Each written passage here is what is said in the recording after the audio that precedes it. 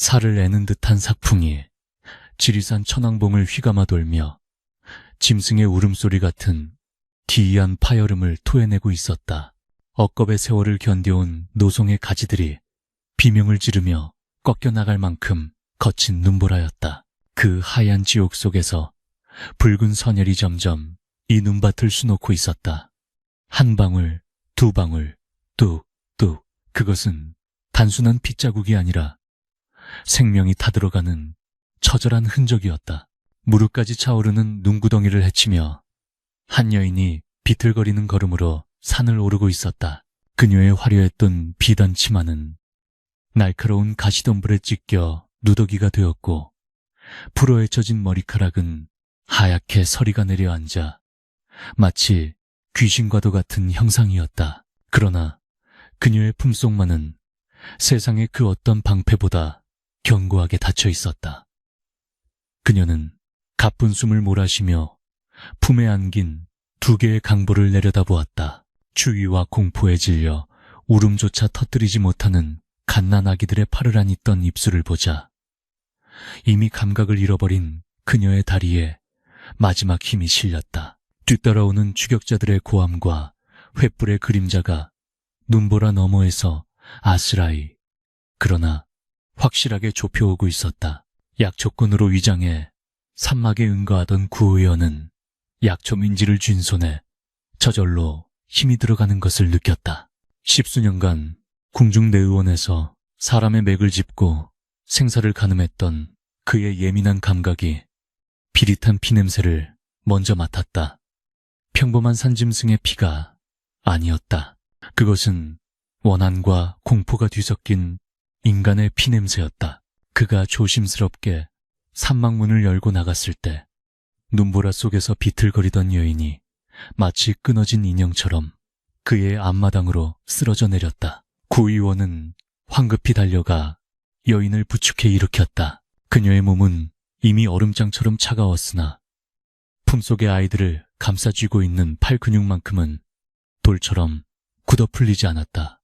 여인의 얼굴을 확인한 구의원의 동공이 지진이 난 듯 흔들렸다. 그녀는 조정에서 충신으로 추앙받다 하루아침에 역적으로 몰려 멸문지화를 당한 서대감의 부인이었다.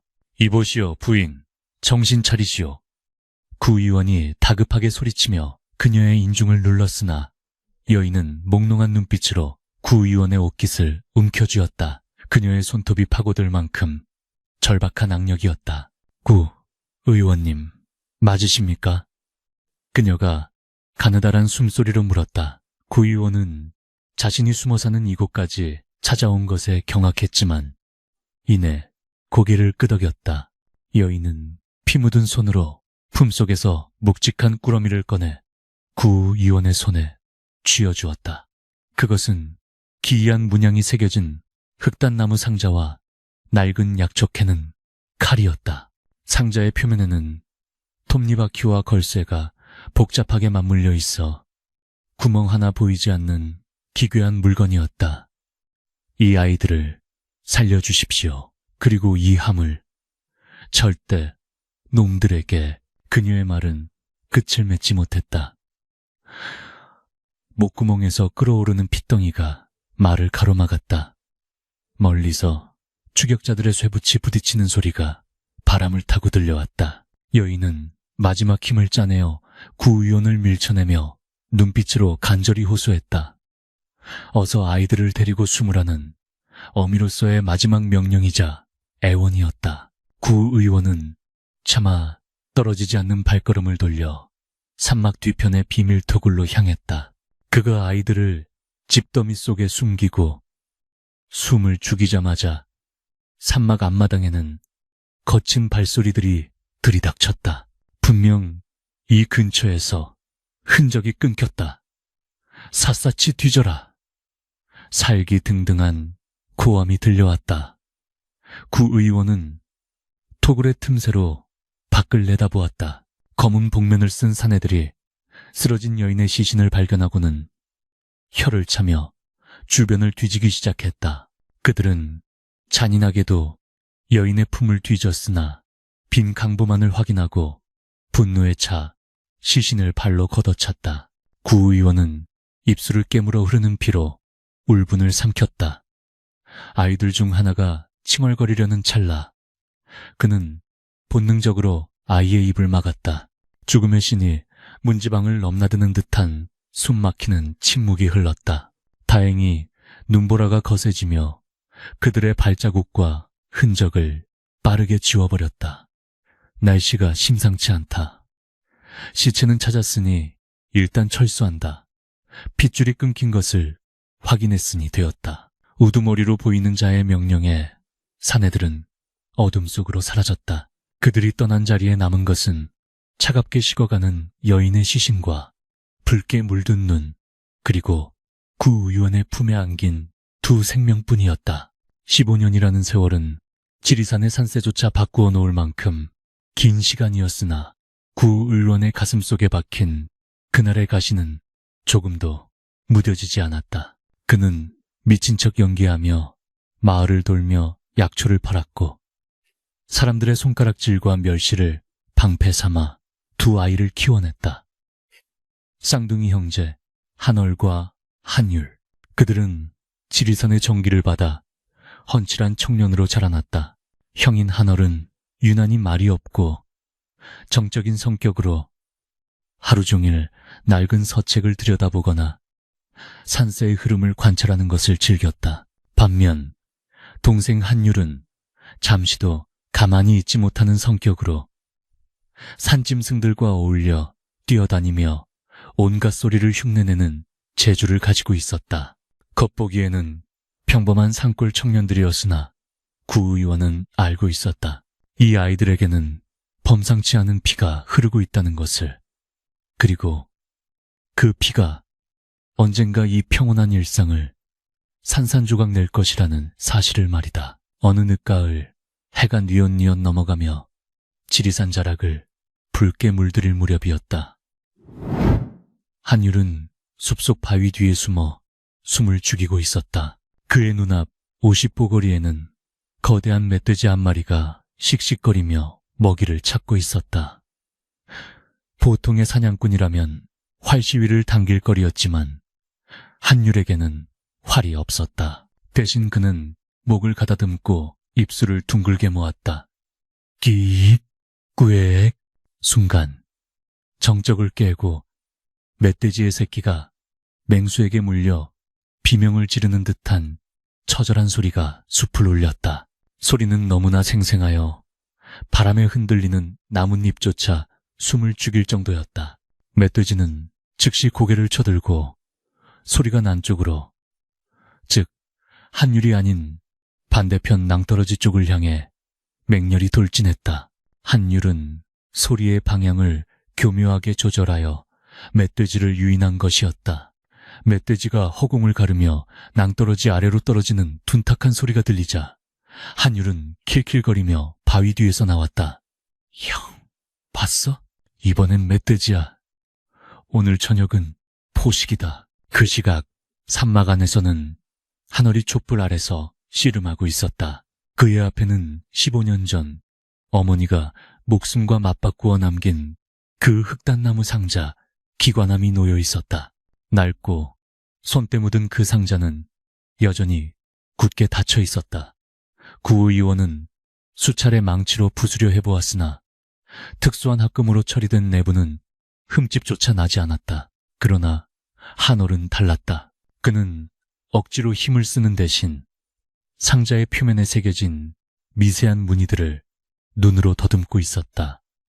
한얼의 눈동자 속에서는 과거의 기억들이 파노라마처럼 스쳐 지나갔다. 5살 때 보았던 산막 기둥의 나이테 모양, 10살 때 장터에서 스치듯 보았던 낯선 선비의 가끔 매듭, 그리고 15년 전 자신이 강보에 쌓여 있을 때 얼핏 보았던 피 묻은 어머니의 옷고름에 수놓아진 문양들까지.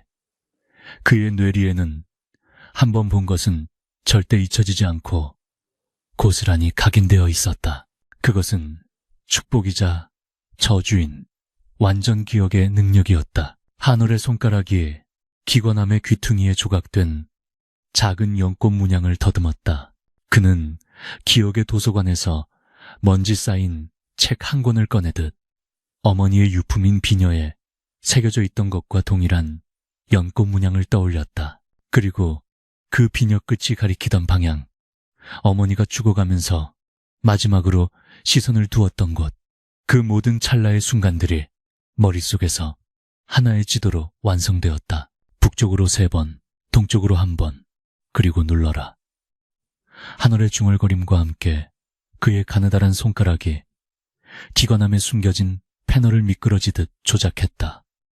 끼릭, 탁, 건조한 나무, 마찰음과 함께 15년간 침묵했던 상자의 내부, 톱니바퀴가 맞물려 돌아가는 소리가 들렸다.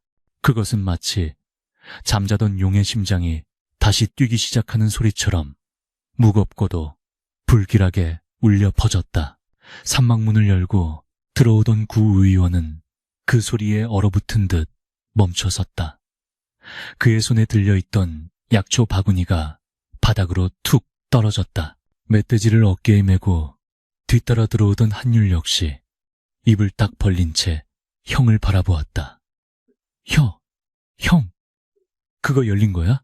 아버지가 10년 넘게 도끼로 내리찍어도 안 열리던 그게 한율의 호들갑에도 한얼은 대답 없이 떨리는 손으로 상자의 뚜껑을 천천히 들어올렸다. 퀴퀴한 묵은내와 함께 누렇게 바랜 종이 뭉치들이 모습을 드러냈다. 그리고 그 맨 위에는 붉은 인주가 선명하게 찍힌 명단이 놓여 있었다. 구의원은 떨리는 걸음으로 다가와 명단을 집어들었다. 촛불에 비친 그의 얼굴이 백지장처럼 하얗게 질려갔다. 이것은 흑영의 해이응. 구의원의 입술이 파르르 떨렸다. 조정을 쥐락펴락하며 내로라 하는 충신들을 모함해 죽이고 왕의 눈과 귀를 가린 간신들의 사조직, 내 아비, 서대감을 죽음으로 몰고 간 자들의 이름이 여기 다 있구나. 명단에는 현 영의정을 비롯해 병조판서, 이조판서 등 당대 최고의 권력가들의 이름이 적나라하게 적혀 있었다. 이것은 단순한 명단이 아니었다. 그들이 저지른 부정부패와 영모의 정황, 뇌물이 오간내역까지 상세히 기록된 치부책, 아니 살생부였다. 한얼은 상자 깊숙한 곳에서 또 다른 물건을 꺼냈다. 그것은 필자국이 검게 말라붙은 낡은 서신이었다. 나의 아들들에게. 이 글을 읽을 때쯤이면 나는 이미 이 세상 사람이 아니겠구나. 어머니의 필체였다. 아버지. 한얼이 침착하지만 무거운 목소리로 구의원을 불렀다. 이 명단에 적힌 자들이 지금 조정의 실세들입니까? 방 안의 공기가 납덩이처럼 무거워졌다. 한율은 본능적으로 사태의 심각성을 감지하고는 평소의 장난기를 거두고 방문 쪽으로 귀를 기울였다. 그의 귀는 일반인보다 훨씬 예민하여 심리 밖의 말발굽 소리도 구별해낼 수 있었다. 형, 아버지, 조용히 해봐요. 한율이 검지를 입술에 가져다 댔다. 그의 눈빛이 매섭게 변했다. 소리가 들려. 낯선 소리야. 산짐승이 아니야. 무슨 소리냐? 구의원이 긴장하며 물었다. 쇠붙이 소리, 그리고 훈련된 말들의 발굽 소리. 아주 규칙적이고 절제된 소리예요. 마을 어귀를 지나 이쪽으로 오고 있어요. 한율의 표정이 일그러졌다. 하나, 둘, 셋, 10이 넘어. 이건 관군도 사냥꾼도 아니에요. 살수사소리 같아요. 발을 디딜 때마다 낙엽 부서지는 소리를 죽이려고 일부러 박자를 늦추고 있어요. 구의원은 명단을 황급히 기관함에 다시 넣고 닫았다.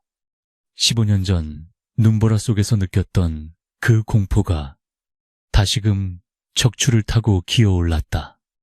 평화는 끝났다. 15년간 지켜온 비밀의 봉인이 해제됨과 동시에 그들을 옥죄어오는 그림자의 추격 또한 다시 시작된 것이다.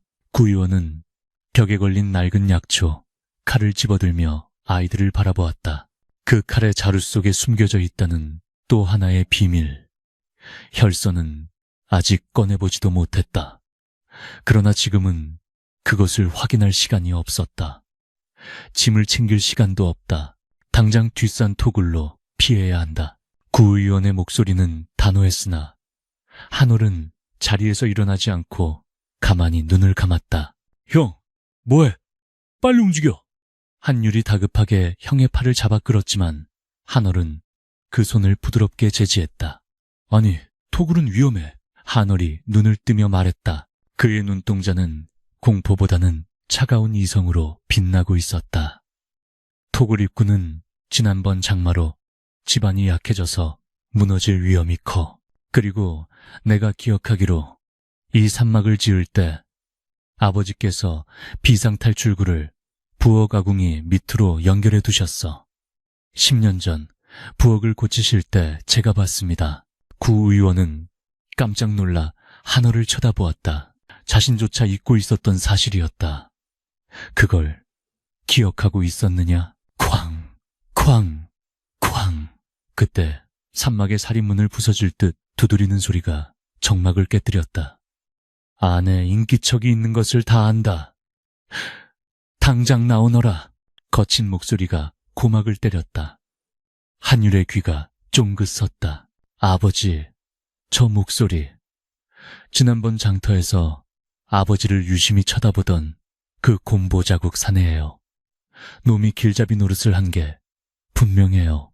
이제 선택의 여지가 없었다. 문 밖에는 죽음이 도사리고 있었고 방 안에는 감당하기 벅찬 진실이 놓여 있었다. 한올은 기관함을 품에 단단히 안았다. 상자의 차가운 감촉이 심장을 찔렀다. 이것은 단순한 유품이 아니었다.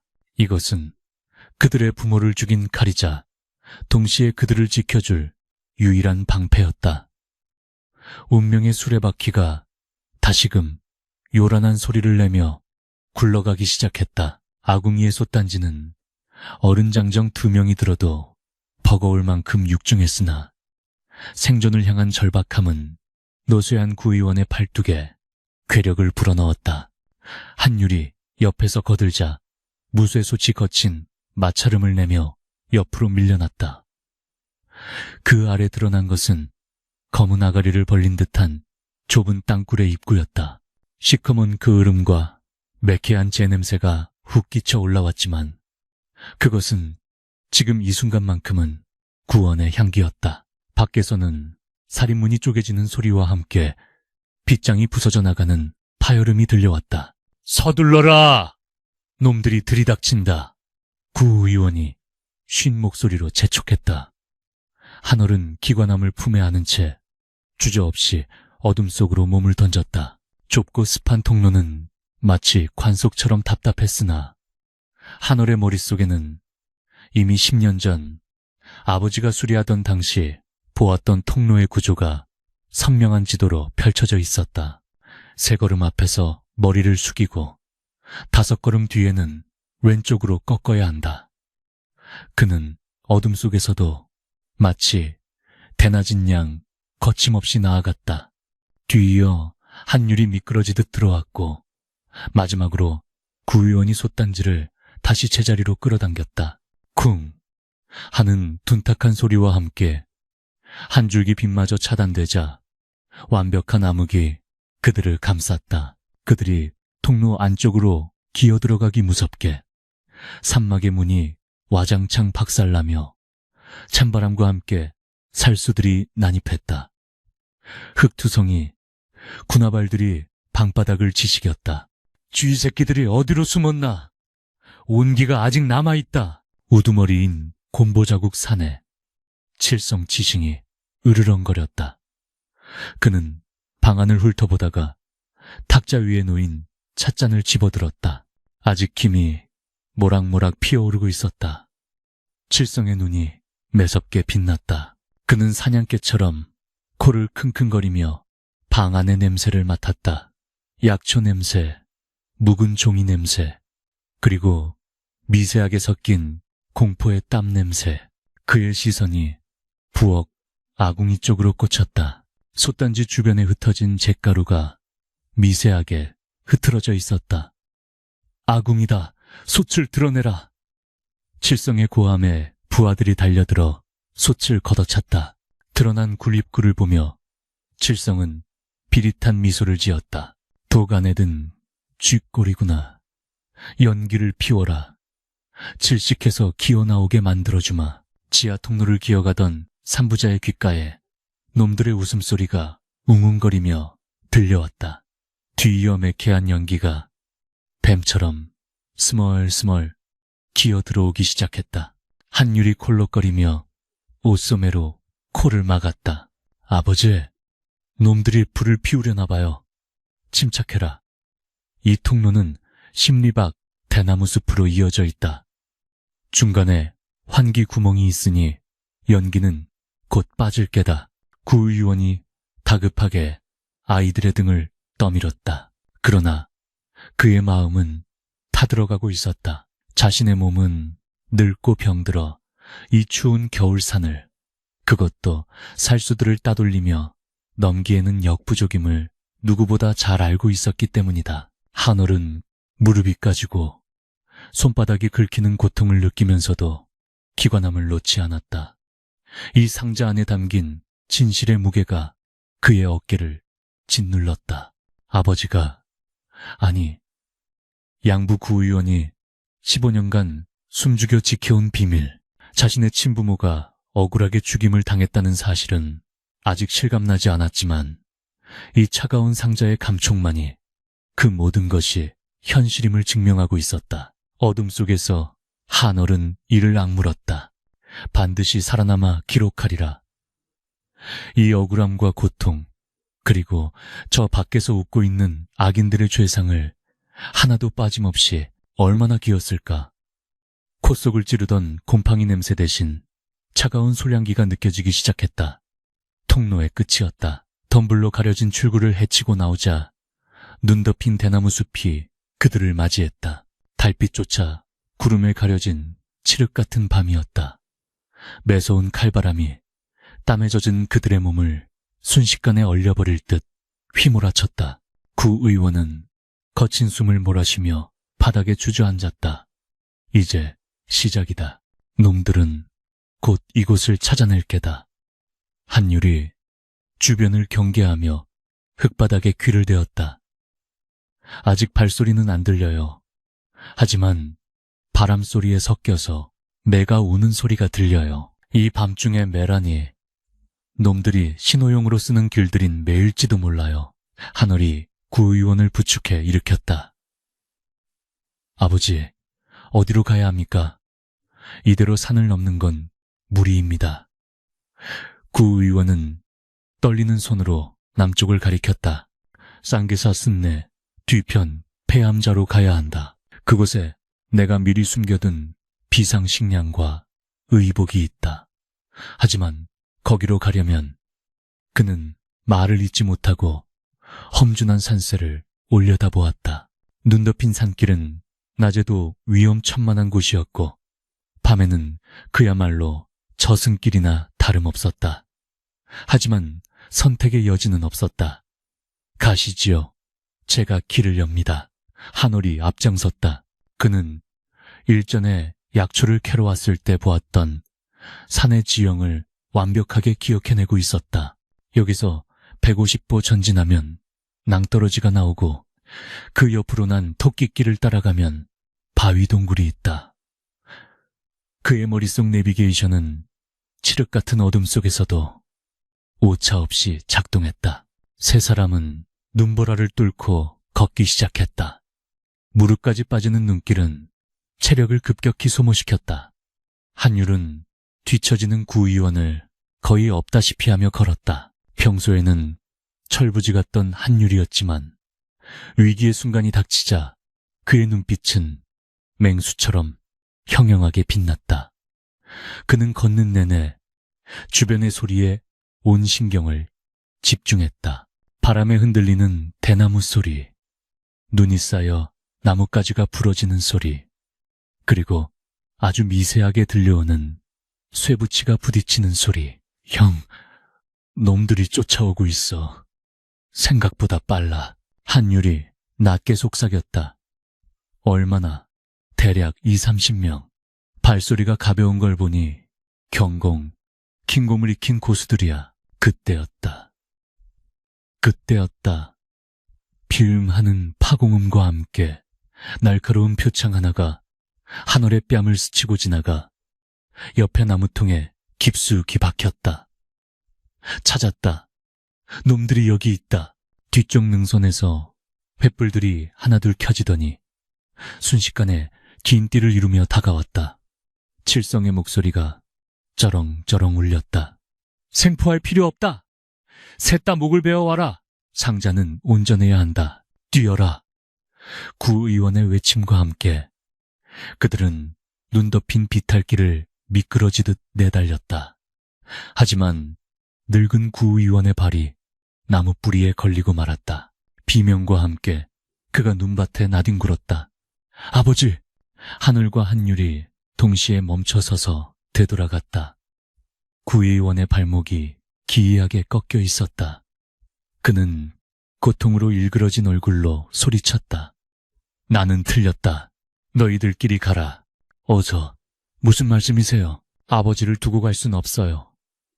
한율이 울부짖으며 구의원을 업으려 했다. 하지만 구의원은 한율을 강하게 밀쳐냈다.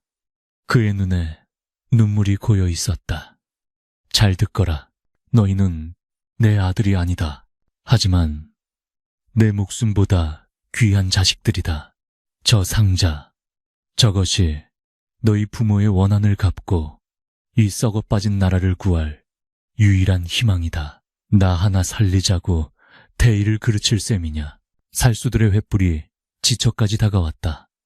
검은 그림자들이 춤을 추듯 눈밭을 달려오고 있었다.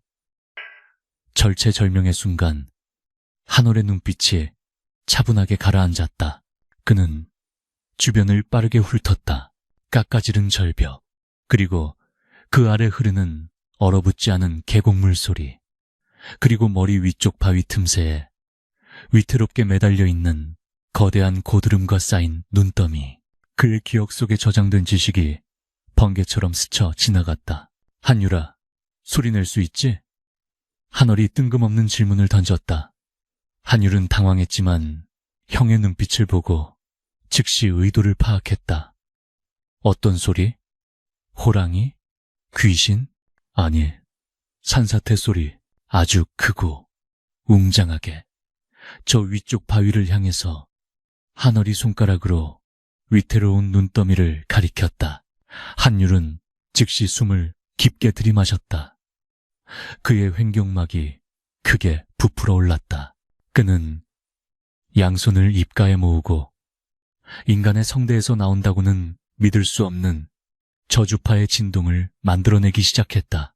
구오, 구오, 과과, 과과. 그것은 단순히 입으로 내는 소리가 아니었다. 뱃속 깊은 곳에서 끌어올린 공명음이 바위와 눈더미를 향해 쏘아졌다. 마치 천둥이 치는 듯한 굉음이 협곡을 울렸다. 소리의 진동은 위태롭게 쌓여있던 눈더미의 균형을 무너뜨렸다. 눈사태다. 추격해오던 살수들이 비명을 지르며 멈칫했다. 거대한 눈덩이와 바위들이 굉음을 내며 살수들이 있는 쪽으로 쏟아져 내렸다. 자연의 힘을 빌린 공격에 훈련된 살수들도 속수무책이었다. 지금이야, 뛰어! 혼란을 틈타 한율이 구의원을 번쩍 업었다.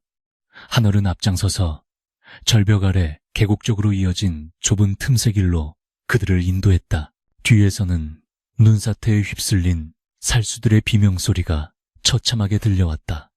그들은 죽을 힘을 다해 달리고 또 달렸다.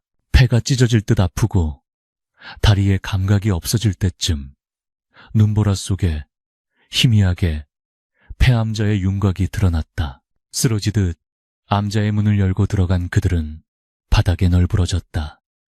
칠흑 같은 어둠 속에서 거친 숨소리만이 가득했다. 한월은 떨리는 손으로 부싯돌을 쳐 낡은 화로에 불을 붙였다. 희미한 불빛이 피로와 공포에 찌든 세 사람의 얼굴을 비추었다. 구 의원의 발목은 퉁퉁 부어올라 있었고 한율의 입가에는 피가 맺혀 있었다. 무리한 발성으로 성대에 상처를 입은 탓이었다. 한얼은 구 의원의 발목을 살피며 침통한 표정을 지었다. 뼈가 상한 것은 아니었지만 당분간 걷는 것은 불가능해 보였다. 죄송해요, 아버지. 제가 더 빨리 업었어야 했는데. 한율이 쉰 목소리로 자책했다. 구 의원은 고개를 저으며 한율의 머리를 쓰다듬었다. 아니다.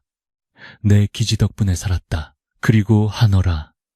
내 판단력이 우리를 구했다. 구 의원은 품속에서 주머니 하나를 꺼냈다. 말린 육포와 볶은 곡식가루였다. 일단 먹어라. 먹어야 산다. 딱딱한 육포를 씹으며 한얼은 튀과남을 다시 한번 바라보았다. 톱니바퀴와 걸쇠로 이루어진 이 차가운 물건이 그들의 운명을 송두리째 바꿔놓았다. 아버지, 저놈들은 누구입니까? 단순히 도적대가 아닙니다. 한얼이 물었다. 구 의원은 한숨을 내쉬며 불꽃을 응시했다. 흑영회, 그들은 그림자 속에 숨어 왕의 눈을 가리고 국정을 농단하는 자들이다. 15년 전 내 친아버지 서 대감은 그들의 비리를 밝혀내려다 영모의 누명을 쓰고 차명을 당하셨다. 내 어머니는 만삭의 몸으로 가까스로 탈출해 너희를 낳으셨고 그 증거가 바로 그 상자 안에 있다. 구 의원의 눈에 서리가 맺혔다. 지금 조정의 실세인 영의정 최대감. 그자가 바로 흑영회의 수장이다. 그리고 그를 따르는 평판, 이판 모두가 한통속이지. 놈들은 자신들의 치부가 담긴 그 명단을 찾기 위해 혈안이 되어 있을 게다. 한얼의 손이 주먹을 쥐었다. 분노가 가슴속에서 뜨겁게 치밀어 올랐다. 얼굴도 모르는 부모님의 원수, 그리고 자신들을 키워준 양부를 이렇게 만든 자들. 그는 맹세했다. 자신의 기억력으로 이 모든 진실을 낱낱이 밝혀내겠다고. 하지만 상황은 절망적이었다. 밖에는 수십 명의 살수들이 포위망을 좁혀오고 있었고 아버지는 다쳤으며 그들은 고립무원이었다. 그때 암자 밖에서 기이한 소리가 들려왔다. 바람 소리도 짐승 소리도 아니었다. 그것은 누군가가 아주 조심스럽게 기와장을 밟는 소리였다. 한율이 벌떡 일어났다. 그의 귀가 미세하게 떨렸다. 형, 지붕 위에 누군가 있어. 한얼이 기관함을 품에 안고 벽 쪽으로 물러섰다. 구 의원은 지팡이를 움켜쥐었다. 투둑, 천장에서 먼지가 떨어졌다. 긴장감이 팽팽하게 당겨진 활시위처럼 공간을 메웠다. 그들은 알고 있었다. 눈사태로 시간을 벌었을 뿐 추격은 끝나지 않았다는 것을. 끈질긴 사냥개, 곰보칠성이 살아남아 그들의 냄새를 다시 맡은 것이 분명했다. 한얼은 벽에 걸린 낡은 족자를 바라보았다. 그 뒤에 숨겨진 비밀 통로가 있을까? 아니, 이번엔 없다.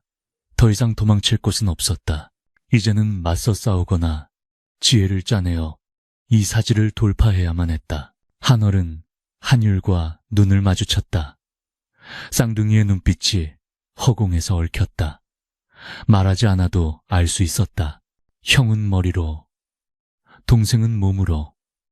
그들은 이제 하나가 되어 움직여야 했다.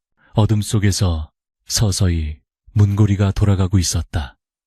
끼익, 소름 끼치는 쇳소리가 암자의 정적을 갈랐다. 끼익, 녹슨 경첩이 비명을 지르며 문이 열리는 찰나 한율의 목구멍이 기이하게 부풀어 올랐다. 그의 입에서 터져나온 것은 사람의 고함이 아니었다. 그것은 거대한 고목이 벼락을 맞아 쪼개질 때 나는 고막을 찢는 듯한 파열음이었다. 콰아앙, 좁은 암자 안에서 증폭된 그 소리는 문을 열고 들어오려던 검은 그림자의 균형을 일순간 무너뜨렸다. 살수가 본능적으로 귀를 막으며 주춤하는 사이 구 의원이 쥐고 있던 지팡이를 휘둘러 놈의 정강이를 후려쳤다. 퍽 하는 둔탁한 소리와 함께 살수가 비틀거리며 뒤로 넘어졌다. 지금이다. 뒷문으로. 하늘이 걷어찬 뒷문은 낡아 빠져 힘없이 떨어져 나갔다. 세 사람은 살을 내는 밤바람 속으로 몸을 던졌다. 암자 뒤편은 깎아지른 듯한 비탈길이었고 그 아래로는 시커먼 숲이 아가리를 벌리고 있었다. 어둠 속에서 수많은 횃불이 뱀의 혀처럼 넘실거리고 있었다. 이미 포위망은 완성되어 있었다. 어디로 달아나든 죽음뿐인 상황이었다. 그러나 한월의 머릿속에는 15년 전 아버지가 보여주었던 지리산의 옛 지도가 별자리처럼 빛나고 있었다. 서쪽 계곡은 막혔어. 동쪽 너덜지대로 가야 해. 거긴 돌이 많아 발자국을 남기지 않아. 한월의 목소리는 차분했으나 그의 심장은 미친 듯이 뛰고 있었다. 절뚝거리는 구의원을 부축하며 그들은 눈 덮인 바위지대를 향해 내달렸다. 뒤에서 칠성의 분노에 찬 고함이 산을 울렸다. 놓치지 마라. 놈들이 숲으로 도망쳤다. 화를 쏘아라. 슈슈님. 어둠을 가르고 날아온 화살들이 주변 나무줄기에 꽂히며 파르르 떨었다. 한 발이 한율의 옷소매를 스치고 지나갔다. 공포가 발목을 잡았지만 멈추면 끝이었다. 그들이 숨을 헐떡이며 도착한 곳은 기암괴석이 병풍처럼 둘러쳐진 협곡, 일명 울림골이었다. 이곳은 바람이 불면 바위 틈새로 기괴한 소리가 나기로 유명하여 약초꾼들도 꺼리는 곳이었다. 한울은 이곳의 지형을 보자마자 기막힌 계책을 떠올렸다. 그는 거친 숨을 몰아쉬며 한율의 어깨를 잡았다. 한율아, 기억나지? 어릴 때 우리가 여기서 숨바꼭질하던 거. 이곳은 소리가 맴도는 곳이야. 한율이 고개를 끄덕였다. 그의 눈빛이 형의 의도를 읽고 번뜩였다. 소리의 미로. 그걸 하자는 거지. 그래. 놈들은 우리 숫자를 몰라. 이 어둠과 지형. 그리고 내 목소리라면 놈들을 혼란에 빠뜨릴 수 있어.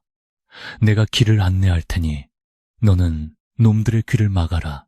구 의원은 걱정스러운 눈빛으로 두 아들을 바라보았으나 하늘의 눈에 서린 결기를 보고는 입을 다물었다. 이제 아이들은 더 이상 자신의 보호를 받는 어린 새가 아니었다. 폭풍 속에서 날개를 펼치는 독수리였다. 그들은 바위 틈새 곳곳에 몸을 숨겼다. 잠시 후 칠성이 이끄는 살수들이 횃불을 들고 협곡 입구에 나타났다. 그들은 바닥에 끊긴 발자국을 찾느라 우왕좌왕하고 있었다. 흔적이 사라졌습니다. 귀신이 곡할 노릇입니다. 부하의 보고에 칠성이 바닥에 침을 뱉었다. 흩어져서 찾아. 바위 뒤, 나무 위, 샅샅이 뒤져라. 그 순간 협곡의 정막을 깨고 섬뜩한 소리가 울려 퍼졌다. 으흐흐. 내 눈을 돌려다오. 그것은 억울하게 죽은 원혼의 울음소리 같았다.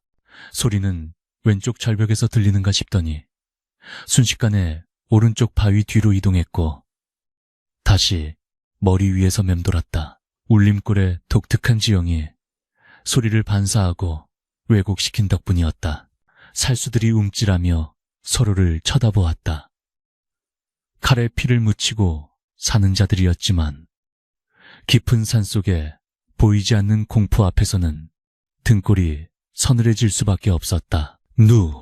누구냐? 살수 하나가 허공에 대고 칼을 휘둘렀다. 바로 그때 이번에는 반대편 숲에서 천지를 진동시키는 호랑이의 포효가 터져나왔다. 으르르르. 단순한 흉내 수준이 아니었다. 뱃속 깊은 곳에서 끓어오르는 맹수의 살기와 진동까지 완벽하게 재현된 소리였다. 말들이 공포에 질려 날뛰기 시작했다. 살수들의 대열이 순식간에 흐트러졌다. 호랑이다. 덩치가 엄청난 놈이다. 말에서 떨어진 살수들이 비명을 지르며 뒷걸음질 쳤다. 혼란이 극에 달했을 때 어둠 속에서 또 다른 목소리가 들려왔다. 그것은 놀랍게도 칠성의 목소리였다. 멍청한 놈들. 호랑이가 아니라 함정이다. 전원 우측 계곡으로 이동해라. 어서. 진짜 칠성은 아직 입도 번긋하지 않았는데 그의 목소리가 우측에서 들려온 것이다. 살수들은 당황하여 진짜 대장과 소리가 난 방향을 번갈아 보았다. 칠성의 얼굴이 불그락부르락해졌다. 네, 이놈들. 나는 여기 있다. 속지 마라. 저것은 놈들의 요술이다. 하지만 이미 공포와 혼란에 잠식된 부하들은 우왕좌왕하며 대열을 이탈하기 시작했다. 한율은 바위 뒤에 숨어 입을 막고 킬킬거리며 위치를 옮겼다. 그는 바람처럼 빠르게 이동하며 늑대 울음소리, 멧돼지의 돌진소리, 심지어 살수들의 신음소리까지 섞어냈다. 협곡 전체가 보이지 않는 적으로 가득 찬 아수라장이 되었다. 그 틈을 타 한월은 구의원을 부축하고 살수들의 시야가 닿지 않는 바위 그림자를 따라 이동했다. 그의 머릿속에는 이 미로 같은 협곡의 출구가 선명하게 그려져 있었다. 이쪽입니다. 저 갈라진 바위 틈만 지나면 능선으로 이어집니다. 한월이 가리킨 곳은 좁디 좁은 개구멍 같은 틈새였다. 그들은 몸을 구겨 넣듯 틈새를 통과했다. 뒤에서는 여전히 한율이 만들어낸 허상의 군대와 싸우는 살수들의 고함이 들려왔다. 한율도 날렵하게 형의 뒤를 따랐다. 그러나 칠성은 역시 노련했다. 그는 소리에 현혹된 부하들을 내버려 두고 바닥에 떨어진 미세한 흙부스러기와 눌린 풀자국만을 쫓아 홀로 추격해오고 있었다. 그가 내뿜는 살기는 소리의 미로조차 뚫고 들어올 만큼 강렬했다. 쥐새끼들이 재주는 부리지만 꼬리는 감추지 못했구나. 칠성이 바위 틈새를 빠져나온 세 사람의 등 뒤에 나타났다. 그의 손에 들린 검이 달빛을 받아 서슬퍼런 빛을 뿜었다. 거리는 불과 10여 보. 도망치기엔 너무 늦었다. 구의원이 멈춰섰다. 그는 더 이상 뛸 수 없음을 직감했다. 부어오른 발목은 감각조차 없었고 심장은 터질 듯 요동치고 있었다. 그는 품속에서 낡은 약초 칼을 꺼내 한월에게 건넸다. 받거라. 아버지, 시간이 없다. 잘 듣거라. 이 칼의 자루를 돌리면 그 안에 혈서가 있다. 기관함의 명단과 이 혈서가 합쳐져야만 비로소 완전한 증거가 된다. 구의원의 목소리는 단호했다. 그는 한월과 한율을 거칠게 밀어냈다. 가라. 한양으로 가라. 가서 억울하게 죽은 내 부모의 원한을 갚고 이 썩은 세상을 도려내라. 안 됩니다. 같이 가셔야 합니다. 한율이 울부짖으며 구의원의 팔을 잡으려 했다. 하지만 구의원은 손에 쥐고 있던 침통을 꺼내들었다. 은색 장침들이 그의 손가락 사이에서 성광처럼 빛났다. 나는 약초꾼 구씨가 아니다. 나는 조선 최고의 침술가 전내의원 수석 구함이다. 내 몸 하나 지킬 재주는 있다. 그는 평생 사람을 살리는 데 썼던 침을 이제는 사람을 죽이는 데 쓰려 하고 있었다. 그의 눈빛에서 15년간 숨겨왔던 고고한 선비의 기계가 뿜어져 나왔다. 어서 가라. 너희가 살아야 나도 산다. 구의원이 벼락같이 소리치며 아이들의 발밑에 흙을 뿌렸다. 칠성이 코앞까지 다가오고 있었다. 한월은 입술을 깨물어 피를 흘렸다.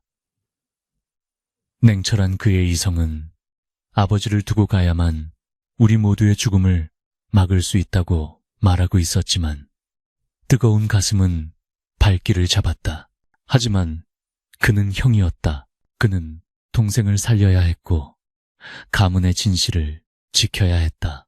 한얼은 눈물이 가득 고인 눈으로 구의원을 향해 큰절을 올렸다. 아버지, 키워주신 은혜 죽어서도 잊지 않겠습니다. 반드시 돌아오겠습니다. 한얼은 오열하는 한율의 멱살을 잡고 일으켜 세웠다. 달려! 뒤돌아보지 마! 두 형제가 눈보라 속으로 멀어져 가는 것을 확인한 구의원은 천천히 몸을 돌려 칠성을 마주 보았다. 칠성은 비릿한 웃음을 흘리며 다가왔다. 늙은이가 제법 의리가 있군. 하지만 내 놈의 그 바늘 몇 개로 내 검을 막을 수 있을 것 같으냐? 구의원은 대답 대신 호흡을 가다듬었다.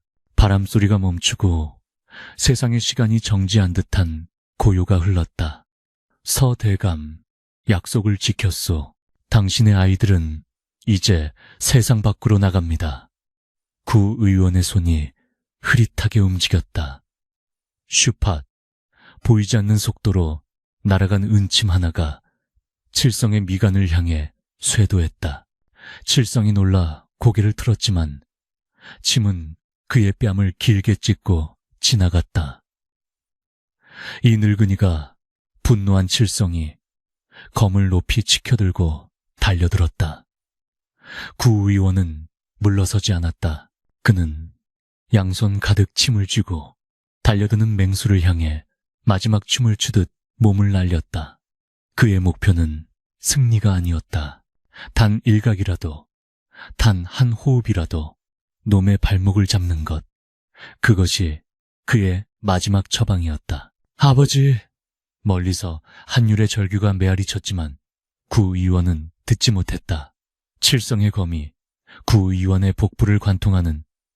그러나 구의원은 쓰러지지 않았다. 그는 칠성의 옷깃을 움켜쥐고 남은 힘을 다해 칠성의 마비열 개십슈에 침을 꽂아 넣었다. 칠성이 비명을 지르며 주저앉았다. 왼쪽 다리가 마비되어 움직이지 않았다. 그는 분노의 차구의원을 발로 차내고 다시 칼을 휘둘렀으나 이미 구의원의 숨은 끊어진 뒤였다. 눈밭 위에 붉은 꽃이 피어났다. 15년 전 아이들의 친모가 흘렸던 그 피와 같은 색이었다. 한얼과 한율은 멈추지 않고 달렸다. 폐가 찢어질 것 같고 다리가 끊어질 듯 아팠지만 그들은 달렸다. 등 뒤에서 들려오던 쇠붙이 소리가 멈추고 무거운 정적이 찾아왔을 때 그들은 비로소 아버지가 떠났음을 알았다. 한율은 달리면서 짐승처럼 울부짖었다. 눈물이 볼을 타고 흘러내려 턱 밑에서 얼음이 되었다. 한얼은 그런 동생의 손을 더욱 꽉 움켜쥐었다. 그의 눈은 앞을 보고 있었지만 그 눈동자 속에는 아버지가 마지막으로 보여주었던 그 당당한 등판이 영원히 각인되고 있었다. 밤이 지나고 여명이 밝아오고 있었다. 멀리 산 아래로 굽이치는 강줄기가 보였다. 한양으로 가는 백길이었다. 형, 아버지. 아버지가 한율이 탈진하여 쓰러지듯 바닥에 주저앉았다. 한얼은 한율을 일으켜 세우며 피 묻은 기관함과 약초칼을 들어보였다. 울지 마라. 눈물은 나중에 흘려도 늦지 않다. 지금 우리가 멈추면 아버지의 죽음은 개죽음이 된다. 한얼의 목소리는 차가웠지만 그 깊은 곳에는 용암처럼 뜨거운 분노가 끓고 있었다. 우리는 한양으로 간다. 가서 놈들의 심장에 이 칼을 꽂고 놈들의 죄악을 천하에 알릴 것이다. 한얼은 아버지가 마비시킨 덕분에 벌어준 소중한 시간을 헛되이 쓸 수 없었다. 그는 기억 속에 있는 뱃사공의 집을 떠올렸다. 10년 전 아버지를 도와주었던 늙은 사공. 그라면 도와줄지도 모른다. 일어나 강가로 가야 해. 두 소녀는 서로를 부축하며 산을 내려갔다. 그들의 등 뒤로 지리산의 아침 해가 붉게 솟아올랐다.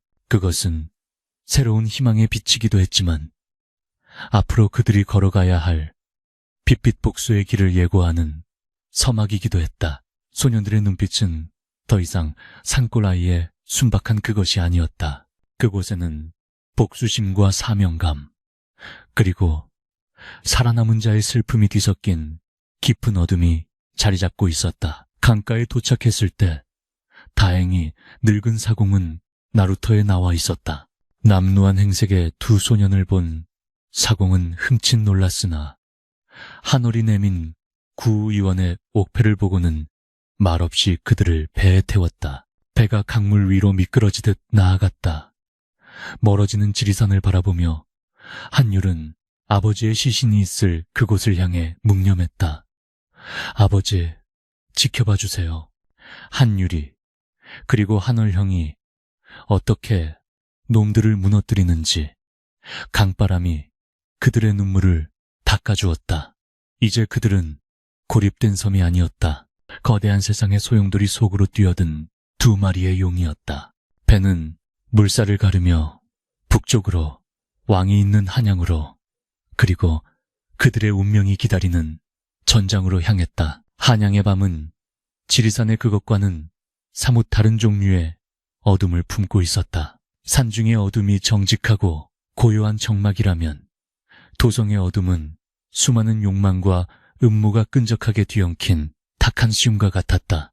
북촌의 기와집 처마 밑에는 화려한 청사초롱이 매달려 있었으나 그 불빛은 골목의 그림자를 더욱 짙게 만들 뿐이었다.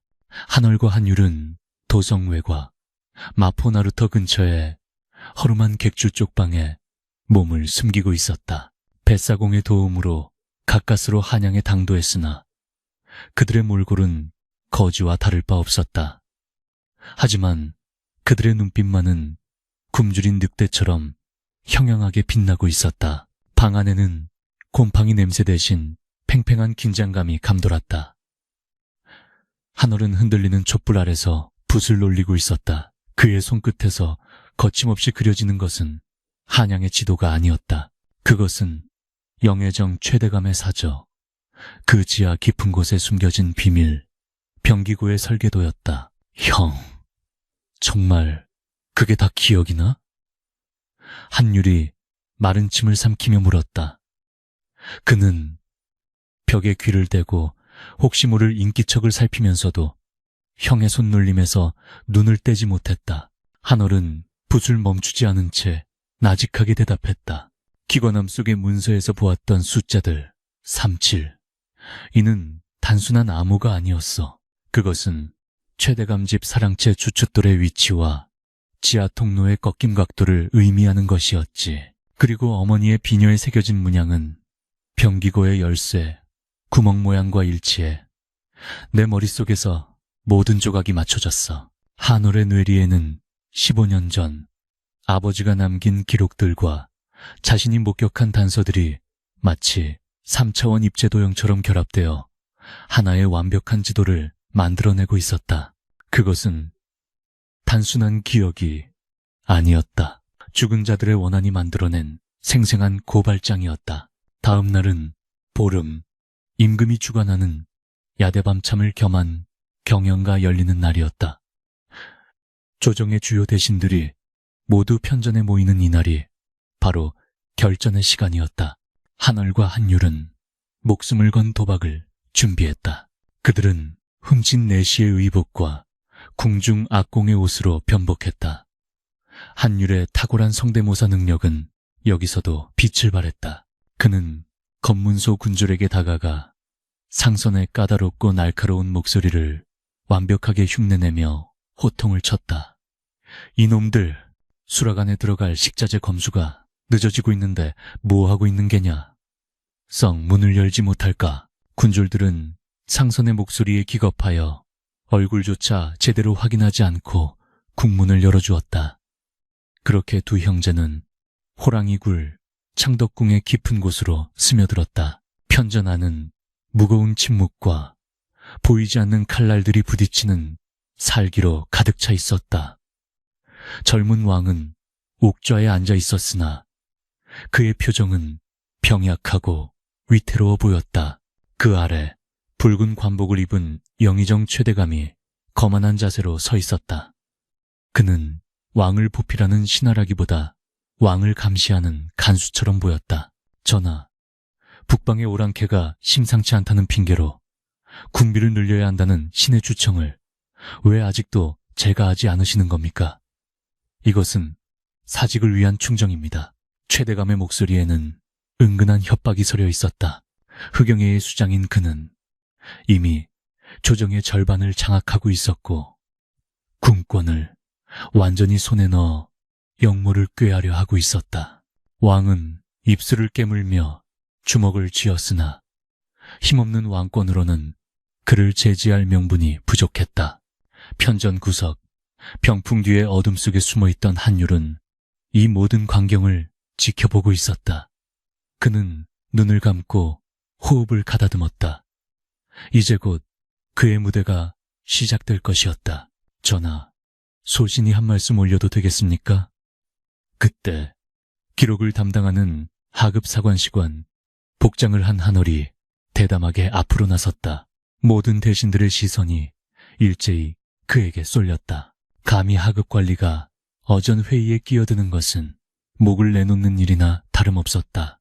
최대감이 눈썹을 치켜 세우며 고함을 쳤다. 네 이놈, 어디 안전이라고 함부로 입을 놀리느냐? 썩 물러가지 못할까? 그러나 한월은 물러서지 않았다. 그는 품속에서 흑단나무 상자, 기관함과 낡은 약초 칼을 꺼내어 바닥에 내려놓았다. 텅 하는 둔탁한 소리가 편전의 정적을 깼다. 소신 15년 전 영모의 누명을 쓰고 참수당한 서대감의 아들 서한월이라 하옵니다. 오늘 이 자리에서 피로 쓰인 진실을 밝히고자 왔습니다. 좌중이 술렁거렸다. 서대감이라는 금기어가 나오자 대신들의 얼굴이 사색이 되었다. 최대감의 얼굴이 일순간 굳어졌다. 미친놈이구나. 당장 저놈을 끌어내라. 역적의 자식이 감히 권례에 잠입하다니. 호위무사들이 칼을 뽑아들고 한월을 향해 달려들려 했다. 바로 그 순간이었다. 최대감. 오랜만이구려. 내 목소리를 잊지는 않았겠지. 기이한 목소리가 편전의 허공을 갈랐다. 그것은 특정 방향에서 들려오는 것이 아니었다. 천장에서도 바닥에서도 심지어 최대감의 귓가에서도 동시에 들려오는 듯한 입체적인 울림이었다. 호위무사들이 멈칫하며 주위를 두리번거렸다. 최대감의 동공이 지진이 난 듯 흔들렸다. 그 목소리는 분명 15년 전 자신이 죽인 서대감의 목소리였다. 특유의 느릿하고 중후한 어조, 말끝을 살짝 흐리는 습관까지 완벽했다. 누구냐? 누가 장난질을 치는 것이냐? 최대감이 고함을 질렀지만 그의 목소리는 미세하게 떨리고 있었다. 나를 죽여 차가운 강물에 던진 것이 바로 자네 아니던가? 내 피가 아직도 자네의 붉은 관복에 묻어 있는데 어찌 모른 채 하는가? 이번에는 목소리가 더욱 처절하게 마치 지옥의 밑바닥에서 기어 올라온 원혼의 절규처럼 울려 퍼졌다. 병풍 뒤의 한율은 온몸에 구멍을 열어 소리를 공명시키고 있었다. 그는 단순히 흉내를 내는 것이 아니었다. 아버지의 억울함, 어머니의 고통, 그리고 자신들을 지키다 죽은 구의원의 한음을 소리에 실어 쏘아보내고 있었다. 편전 안의 촛불들이 바람도 없이 일렁거렸다. 담력이 약한 대신들은 귀신이 곡한다며 바닥에 엎드려 벌벌 떨었다.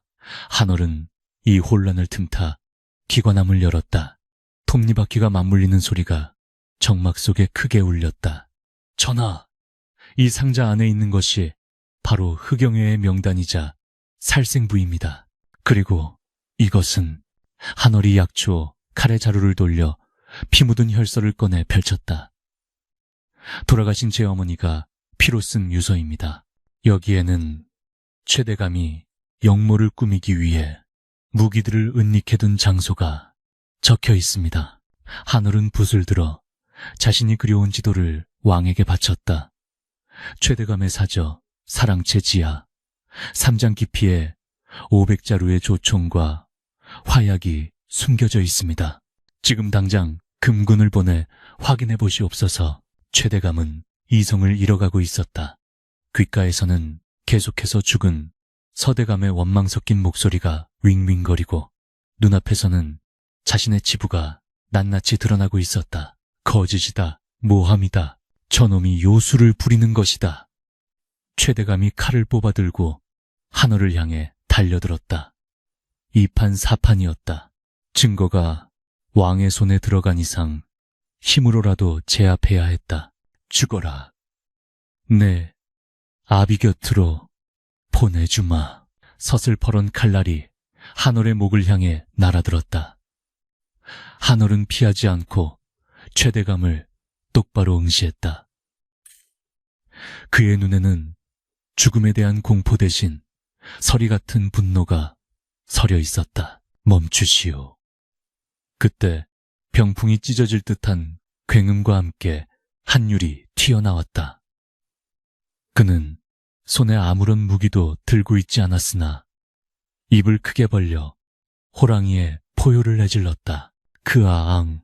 좁은 실내에서 터진 엄청난 음파는 최대감의 고막을 강타했다. 최대감은 균형을 잃고 비틀거리며 칼을 놓쳤다. 그 틈을 놓치지 않고 왕의 호위무사들이 달려들어 최대감을 결박했다. 바닥에 제압당한 최대감은 헐떡이며 허공을 향해 소리쳤다. 서대감. 그래, 내가 죽였다. 내가 너를 죽이고 조정을 장악했다. 헌데 내 놈이 귀신이 되어 돌아왔단 말이냐. 억울하냐? 억울하면 다시 덤벼봐라. 공포와 광기에 사로잡힌 최대감은 스스로 자신의 죄를 자백하고 말았다. 편전에 모인 모든 대신들이 그 소리를 똑똑히 들었다. 그것은 되돌릴 수 없는 파멸의 선언이었다. 왕은 자리에서 벌떡 일어났다. 그의 눈에서 그동안 억눌러 왔던 왕의 위엄이 뿜어져 나왔다. 들었느냐? 영의정이 스스로 영모와 살인을 자백하였다. 금군은 당장 영의정과 그 일당들을 하옥하고 서한월이 바친 지도에 따라 역적들의 무기고를 압수하라. 전하, 억울하옵니다. 이것은 환청입니다. 흑영회에 가담했던 병조판서와 이조판서가 엎드려 읍소했으나 이미 대세는 기울었다. 한율이 다시 한번 죽은서 대감의 근엄한 목소리를 흉내내어 그들을 꾸짖었다. 이놈들, 지하에서 너희의 죄를 낱낱이 지켜보고 있었다. 지옥불이 너희를 기다린다. 그 소리에 겁을 먹은 간신들은 바지에 오줌을 지리며 기절하고 말았다. 한바탕 북풍이 휩쓸고 간 편전에는 거친 숨소리만이 남았다. 최대감과 그 일당들이 줄줄이 굴비 엮이듯 끌려나갔다. 한월과 한율은 그제야 긴장이 풀린 듯 다리가 풀려 주저앉았다. 왕이 옥저에서 내려와 두 형제 앞으로 다가왔다. 그는 한월이 바친 혈서와 지도를 떨리는 손으로 어루만졌다. 그대들이 과인을 살리고 이 나라를 구했소. 짐이 무능하여 충신의 자식들을 이리 험한 곳에 방치하였구려. 왕의 눈시울이 붉어졌다. 한월은 고개를 숙이며 말했다. 저희는 그저 자식된 도리를 다했을 뿐입니다. 한월은 옆에 있는 한율을 바라보았다. 저희를 키워주신 양부, 구의원님의 희생이 없었다면 불가능한 일이었습니다. 한율은 여전히 목이 아픈 듯 쉰소리를 내며 웃었다. 형, 우리 해낸 거지? 아버지가 보셨을까? 그래, 분명 보셨을 거야. 이제 다 끝났어. 두 형제는 서로를 부둥켜 안았다. 15년의 세월, 쫓기며 살아왔던 서름과 부모를 잃은 슬픔, 그리고 마침내 이뤄낸 복수의 카타르시스가 뒤섞여 뜨거운 눈물이 되어 흘러내렸다. 편전의 문이 활짝 열리고 동쪽 하늘에서 붉은 아침 해가 떠오르고 있었다. 그 햇살은 빛빛으로 얼룩진 밤을 걷어내고 새로운 시대가 도래했음을 알리는 듯했다. 하지만 이것이 끝은 아니었다. 썩은 환부를 도려냈을 뿐 새살이 돋게 하는 것은 살아남은 자들의 몫이었다. 한올은 붓을 꽉 쥐었다. 이제 그는 과거의 아픔을 넘어 역사의 진실을 기록하는 사관으로서의 첫발을 내디뎌야 했다. 그리고 바람 같은 자유 영혼을 가진 한율에게도 자신만의 길이 기다리고 있었다. 왕은 두 형제에게 다가와 조용히 물었다. 이제 너희에게 어떤 상을 내리면 좋겠느냐? 내 너희의 공을 높이사 높은 벼슬과 재물을 내리고 싶구나. 한올과 한율은 서로를 마주보았다. 그들의 눈빛이 교차하며 말없는 대화가 오갔다. 그들은 이미 답을 알고 있었다. 권력의 달콤함보다 더 중요한 가치, 구의원이 마지막 순간까지 가르쳐 주었던 사람답게 사는 길을 택하기로. 한양의 하늘은 유난히 맑고 높았다. 지난 겨울 도성을 짓누르던 무거운 먹구름과 살을 내는 칼바람은 언제 그랬냐는 듯 사라지고 궁궐의 후원에는 매화 향기가 그윽하게 번지고 있었다. 그러나 그 평화로운 봄 기운과는 대조적으로 저작거리의 사형장에는 서늘한 기운이 감돌았다. 수많은 백성이 구름처럼 몰려들어 죄인들의 최후를 지켜보고 있었다. 포승줄에 묶여 무릎 꿇려진 자들은 한때 조선의 하늘을 손바닥으로 가리려 했던 영의정 최대감과 그를 따르던 흑영회의 무리였다. 그들의 화려했던 관복은 벗겨지고 남루한 죄수복 위로 산발한 머리카락이 힘없이 늘어져 있었다. 망나니가 춤을 추며 물을 뿜고 서슬퍼런 칼날이 햇빛을 받아 번뜩였다. 군중 틈에 섞여 이 광경을 지켜보는 두 청년, 한올과 한율의 눈빛은 차분하게 가라앉아 있었다. 복수의 끝은 환희가 아니었다. 그것은 오히려 깊고 무거운 침묵에 가까웠다. 최대감의 목이 떨어지는 순간 군중들은 환호성을 질렀지만 한율은 조용히 눈을 감았다. 귀를 막아도 들려오는 듯한 피의 파열음.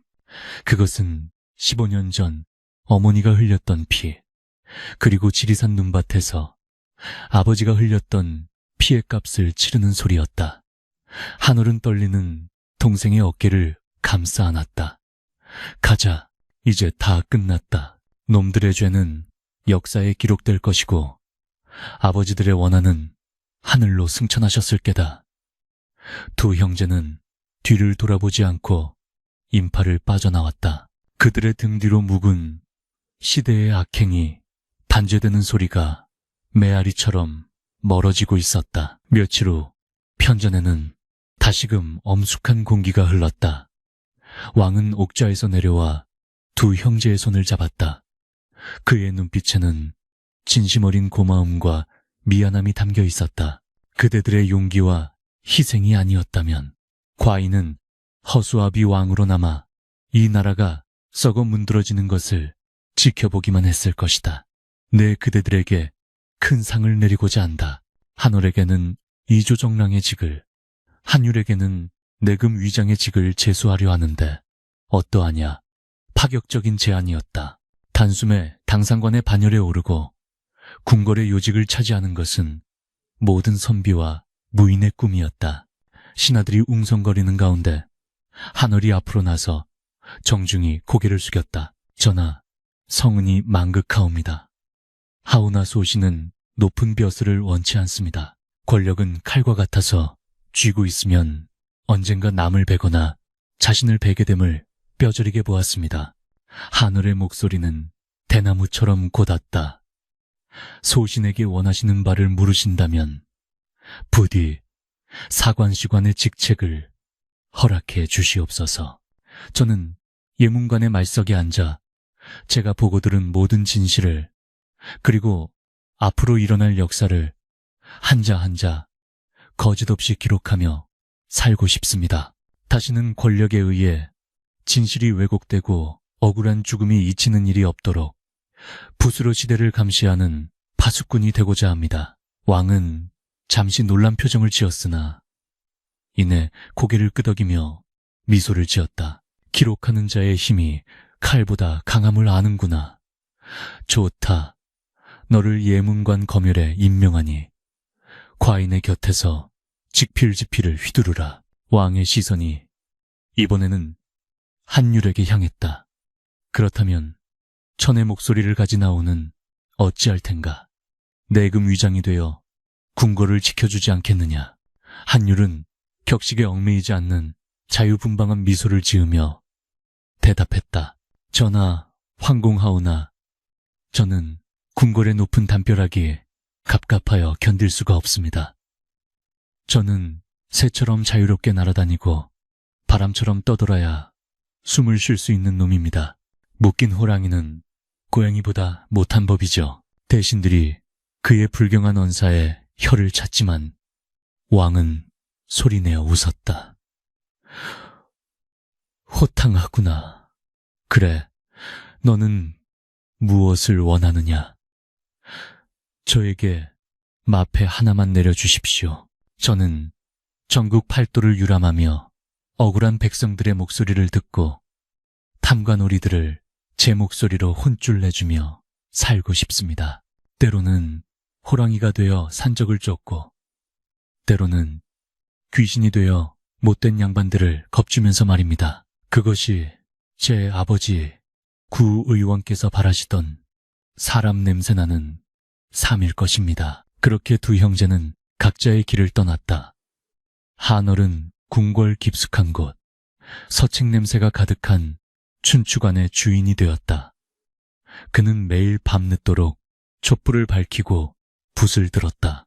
그의 기억력은 조선왕조실록을 편찬하는 데 있어 신과 같은 능력을 발휘했다. 수년 전의 회의 내용, 신하들의 표정, 사소한 날씨 변화까지 토시 하나 틀리지 않고 복원해내는 그의 능력에 동료 사관들은 혀를 내둘렀다. 그는 단순히 왕의 언행만을 기록하는 것이 아니었다. 신월로, 식년이라는 별도의 기록을 남겨 억울하게 누명을 쓰고 죽어간 이들의 사연과 그들을 죽음으로 몰고 간 간신들의 행적을 낱낱이 적었다. 한월의 붓끝에서 역사는 살아 숨쉬는 심판자가 되었다. 그는 붓을 잡을 때마다 생각했다. 기억하지 않으면 반복된다. 기록하지 않으면 사라진다. 그의 손은 먹물로 검게 물들었지만 그의 영혼은 그 어느 때보다 투명하게 빛났다. 한편 한율의 이야기는 바람을 타고 전설이 되어 전국으로 퍼져나갔다. 평안도 깊은 산골에 흉악한 산적대가 나타나 마을을 약탈하려 할 때 어디선가 천둥 같은 호랑이의 포효가 들려와 산적들이 기절초풍하여 도망쳤다는 소문이 돌았다. 또 전라도의 한 고을에서는 백성들을 괴롭히던 악덕 사또가 밤마다 침소에서 들려오는 저승사자의 목소리에 시달리다 결국 관복을 벗고 도망쳤다는 이야기도 들려왔다. 사람들은 그 정체불명의 영웅을 일러 만성, 만센, 거사라 불렀다. 만가지 소리를 부리는 선비라는 뜻이었다. 한율은 이름도 남기지 않고 바람처럼 나타났다. 바람처럼 사라졌다. 그는 산 정상에 앉아 피리를 불기도 하고 장터 한복판에서 광대패와 어울려 신명나는 소리판을 벌이기도 했다. 그의 목소리는 억눌린 백성들의 한을 풀어주는 통쾌한 구판이었고 불의한 자들에게는 피할 수 없는 천벌의 소리였다. 세월이 흘러 강산이 변하고 두 형제의 머리에도 희끗한 서리가 내릴 무렵이었다. 늦가을의 어느 날 지리산 천왕봉 아래 작은 묘소 앞에 두 중년의 사내가 나란히 섰다. 구의원의 묘소였다. 봉부는 정갈하게 다듬어져 있었고 그 주변에는 이름 모를 들꽃들이 만발해 있었다. 한올은 준비해온 좋은 술을 상석에 따랐고 한율은 묘소 주변에 잡초를 뽑았다. 아버지, 오랜만에 왔습니다. 그동안 평안하셨는지요? 한월이 저를 올리며 나직하게 말했다. 형, 아버지는 아마 심심하셔서 몸이 근질근질 하셨을 거야. 저승에서도 염라대왕 맥을 짚어주느라 바쁘실지도 모르지. 한율이 껄껄 웃으며 술잔을 올렸다. 두 사람은 묘소 앞에 앉아 지리산의 붉은 단풍을 바라보았다. 15년 전 쫓기듯 도망쳤던 그 산이었지만 이제는 어머니의 품처럼 넉넉하고 따뜻하게 그들을 감싸주고 있었다. 형, 후회하지 않아? 그 답답한 궁궐 구석에서 분만 잡고 사는 거 말이야. 한율이 물었다. 그의 얼굴은 햇볕에 그을려 건강한 구릿빛이었고 눈가에는 웃음주름이 깊게 패어 있었다. 한월은 미소를 지으며 고개를 저었다. 아니, 누군가는 기억해야 하니까 잊지 않기 위해 싸우는 것도 칼을 들고 싸우는 것만큼 치열하다네. 너야말로 힘들지 않느냐? 정처 없이 떠도는 삶이 외롭지는 않고. 한율은 바람소리에 귀를 기울이며 대답했다. 외롭다니. 세상 만물이 내 벗인데 바람소리, 물소리, 사람들의 웃음소리, 이 모든 게 내 안에 있어. 그리고 내가 소리를 낼 때마다 아버지가 그리고 형이 내 곁에 있는 것 같은 걸. 한월은 품속에서 작은 책자 하나를 꺼내 한율에게 건넸다. 이게 뭐야? 내가 쓴 책이다. 쌍성로, 성식로, 우리 형제의 이야기, 그리고 우리 아버지 구의원의 이야기를 적은 거야. 정사에 실을 수는 없지만 후대 사람들은 알았으면 해서. 한율은 책을 펼쳐들었다. 삐뚤빼뚤한 글씨가 아닌 한월 특유의 정갈하고 힘있는 필체로 그들의 파란만장했던 삶이 기록되어 있었다. 눈보라치던 밤의 탈출, 소리의 미로, 편전에서의 대결, 글자 하나하나가 살아서 꿈틀거리는 듯했다. 한율의 눈시울이 붉어졌다. 형은 정말 지독한 기록쟁이야. 너는 지독한 소리쟁이고. 두 형제는 서로를 보며 맑게 웃었다. 그 웃음소리가 지리산 골짜기를 타고 널리 퍼져나갔다. 해질녘 한월과 한율은 산을 내려왔다. 갈림길에서 그들은 다시 헤어질 준비를 했다. 한양으로 돌아가면 내 이야기도 좀 잘 써줘. 기왕이면 아주 멋진 호랑이로 묘사해달라고. 그래, 내 놈이 술 먹고 주정 부린 것까지 낱낱이 적어주마. 한율은 손을 흔들며 남쪽으로 향하는 길로 접어들었다. 그의 뒷모습은 자유로웠고 거침이 없었다. 한월은 그 모습이 시야에서 사라질 때까지 지켜보다가 북쪽 한양으로 향하는 발걸음을 옮겼다. 세상은 여전히 불안전하고 어딘가에서는 또 다른 악이 싹트고 있을지도 모른다. 하지만 두려울 것은 없었다. 어둠 속에서 진실을 밝히는 기록의 눈이 있고 침묵을 깨고 울려 퍼지는 정의의 목소리가 있는 한 세상은 결코 절망으로 끝나지 않을 것이다. 기록하는 자 한월과 울려 퍼지는 자 한율. 쌍둥이 형제는 서로 다른 곳에 있었지만 그들의 영혼은 언제나 하나로 연결되어 이 땅을 지키는 수호신이 되었다.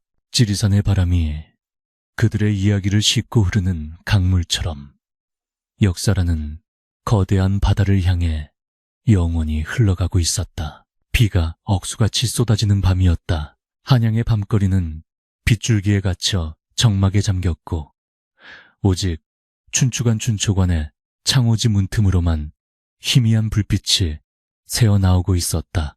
방 안에는 산더미처럼 쌓인 사초스들 사이로 이제는 중년의 태가 완연한 한월이 붓을 놀리고 있었다. 그의 관자놀이에는 어느새 희끗한 새치가 내려앉았지만 붓끝을 응시하는 눈빛만은 십수년 전 그날처럼, 아니 그보다 더 깊고 투명하게 빛나고 있었다. 먹이종이에 스며드는 사각거리는 소리와 처마 끝에서 떨어지는 빗소리가 기묘한 화음을 이루고 있었다. 한얼은 잠시 붓을 멈추고 뻐근한 어깨를 두드렸다.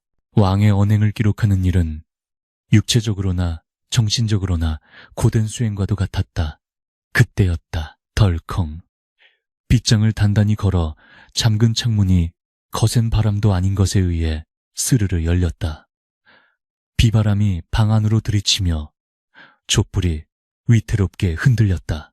한올은 놀라지 않고 차분하게 붓을 내려놓으며 입을 열었다. 정문으로 들어오라고 몇 번을 일렀거늘 내금 위장들이 자네 때문에 밤잠을 설친다고 하네. 어둠 속에서 삿갓을 쓴 사내가 빗물을 털며 불쑥 들어왔다. 물에 젖은 도포자락을 휘날리며 들어선 이는 다름 아닌 한율이었다. 세월의 풍파를 맞아 얼굴은 검게 그을리고 눈가에는 잔주름이 잡혔으나 그 입가에 걸린 장난스러운 미소는 여전했다. 형님, 궁궐 담벼락이 예전보다 높아진 것 같소. 아니면 내가 늙은 건가? 한율이 껄껄 웃으며 젖은 삿갓을 벗어 던졌다. 이 늦은 시각에, 그것도 이런 폭우를 뚫고 온 걸 보니 또 예사롭지 않은 일이 생긴 모양이구만. 한올이 미리 준비해둔 듯 따뜻한 찻잔을 건넸다. 한율은 차를 단숨에 들이키고는 눈을 반짝이며 몸을 앞으로 숙였다. 형님, 혹시 곡하는 종 이야기를 들어보셨소? 곡하는 종, 경기도 광주 산자락에 있는 폐사지 폐허가 된 절터의 소문 말인가. 밤마다 바람이 불면 여인의 울음소리가 들려 사람들이 접근을 꺼린다는 그렇소. 헌데 그게 단순한 소문이 아니야. 며칠 전 그곳을 지나던 보부상 셋이 그 소리를 듣고 혼절했는데 깨어나 보니 가지고 있던 짐이 몽땅 사라졌다고 하더군. 관아에서는 귀신의 소행이라며 수사조차 하지 않고 있어. 한올의 눈썹이 꿈틀했다. 귀신이라. 세상에 억울한 사연은 있어도 이치에 맞지 않는 귀신은 없는 법이지. 누군가 백성들의 두려움을 이용하고 있는 게로구나. 내 귀로 직접 들어봐야겠어. 그게 진짜 원혼의 소리인지 아니면 놈들의 혓바닥 장난인지. 형님도 같이 가시지 않겠소? 그 완벽한 기억이 필요할지도 모르니 말이오. 한올은 잠시 묵묵히 차를 마시다 붓을 정리하고 자리에서 일어났다. 가세, 괴력난신, 과일리린션이 판치는 꼴을 사관으로서 두고 볼 수는 없지.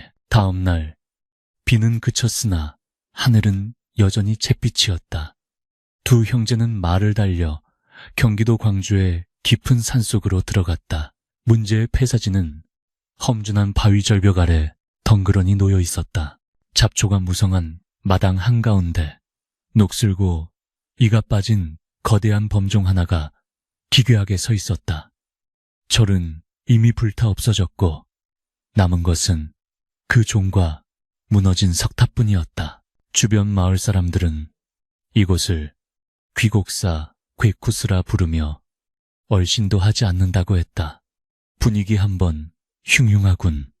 한율이 주위를 둘러보며 중얼거렸다.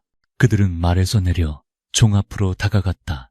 종의 표면은 검붉은 녹으로 뒤덮여 있었고 비천상 하늘을 나는 선녀상의 조각은 마치 고통에 몸부림치는 듯한 형상을 하고 있었다. 형님, 바람이 불 때까지 기다려봅시다. 해질녘이 되자 골짜기를 타고 차가운 산바람이 불어오기 시작했다. 이윽고 믿을 수 없는 소리가 들려왔다. 으흐흐, 으아아앙. 처음에는 미세한 휘파람 소리 같던 것이 점차 증폭되더니 나중에는 마치 수십 명의 여인이 목을 쥐어짜며 통곡하는 듯한 소름 끼치는 소리로 변했다. 우우, 내 다리 내놓아라.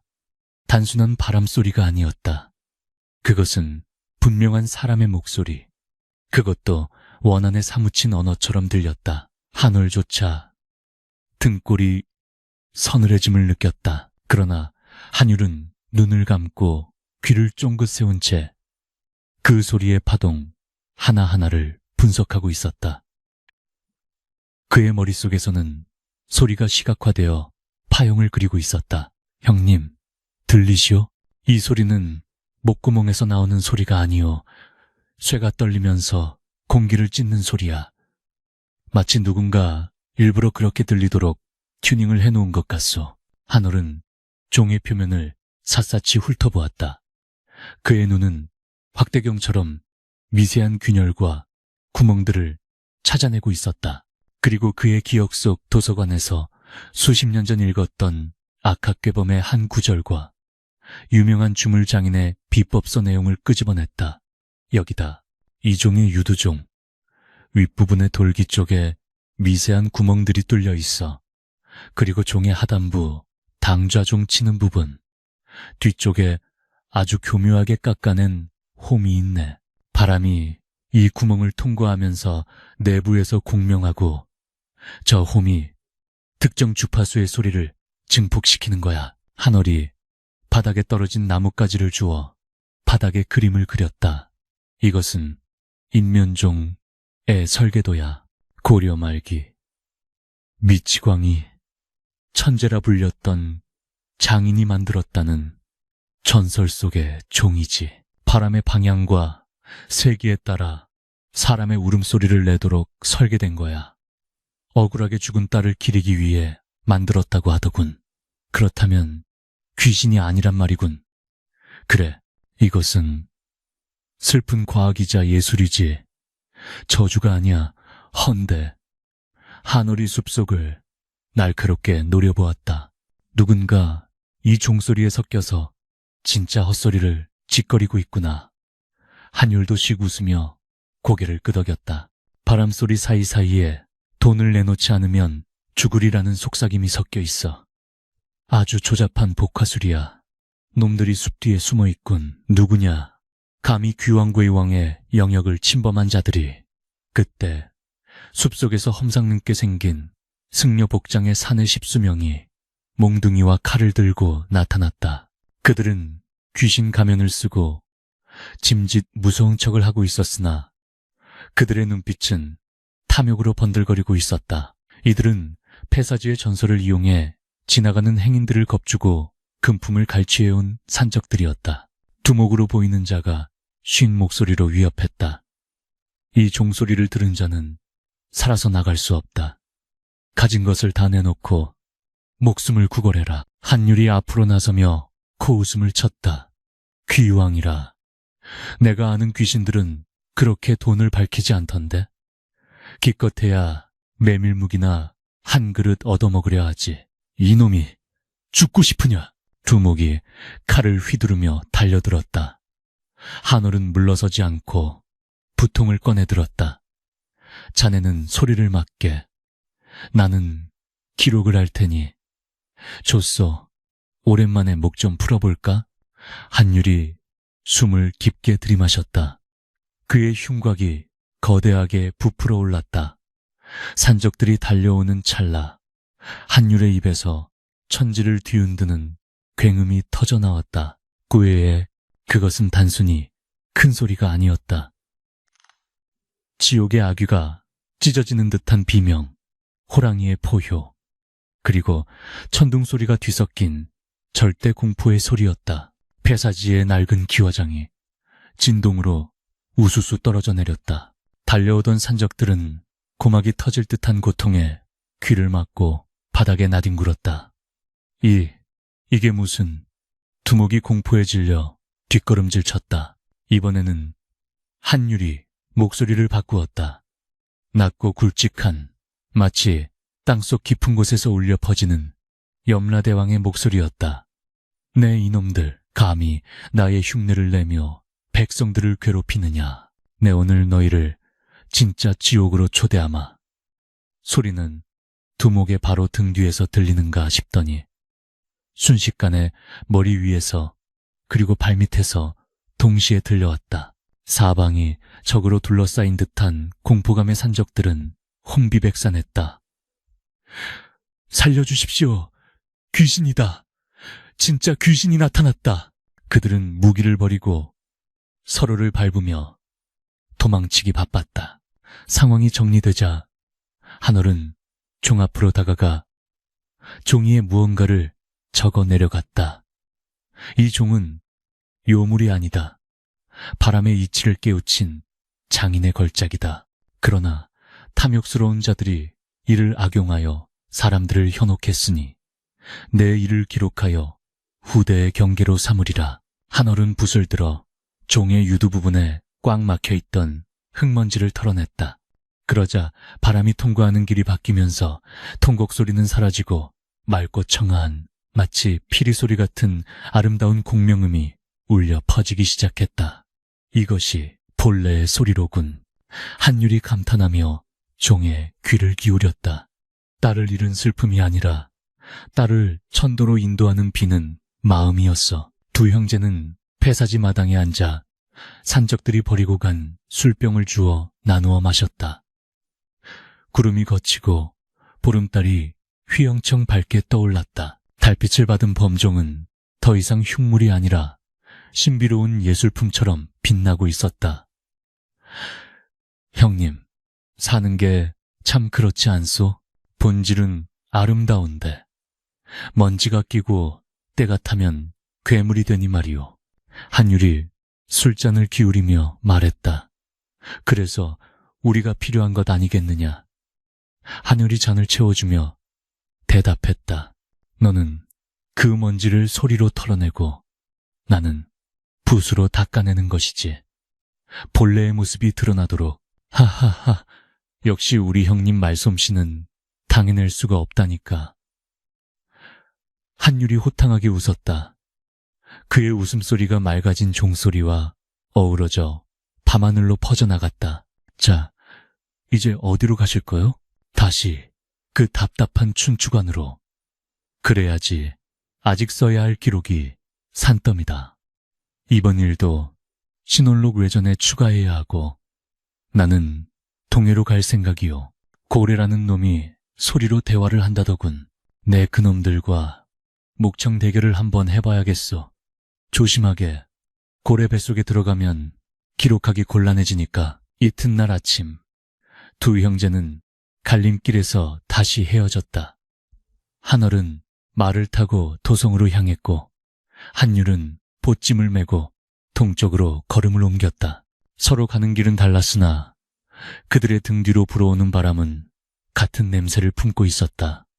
그것은 정의의 냄새이자 자유의 향기였다. 세월이 흘러 훗날 예문관의 서고 깊은 곳에선 쌍성록의 외전인 귀곡사 종소리의 진실편이 발견되었다고 한다.